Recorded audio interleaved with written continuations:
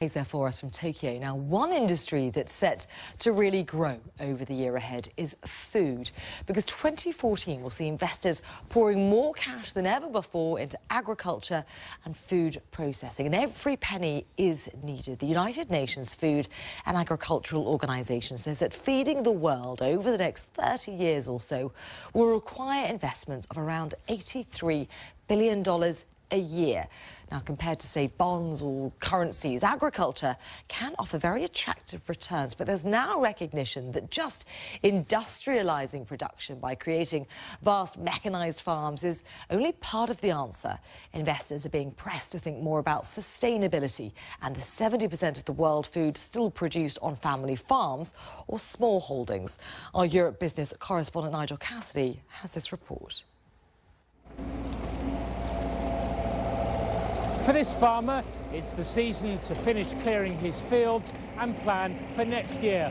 We all have to eat, and at the moment investors seem to think that the global food market could offer better returns than the financial markets. But even the large agricultural companies are under pressure to help people to farm more sustainably and for growers to keep a larger share of the proceeds. With investment in technology and techniques, producers in emerging markets can rapidly raise yields and sales.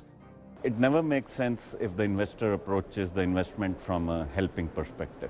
It only makes sense if the investor is making the investment because he's going to earn money. Now, the question is, can you make money and also help the people involved? Yes, you can.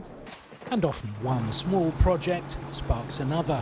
In Indonesia, we financed a company which was producing noodles, then flour, then drinks around that. And that introduced competition in the market where at one point 80–90% of the noodle market was controlled by one existing incumbent producer. As a senior UN food specialist told an industry conference, governments have to do their bit. It doesn't make sense if we produce a lot on one place, but there is no storage, there is no proceeding, there is no infrastructure to transport it from one way to the other. So at the end, all stakeholders need to work together. But it's agricultural investors who may also need to change their mindset. The trend of urbanization is creating demand for a lot of these commodities, and where there's an opportunity for the local producers to start producing for domestic consumption. I think there's a misunderstanding that Africa is going to be a platform for export.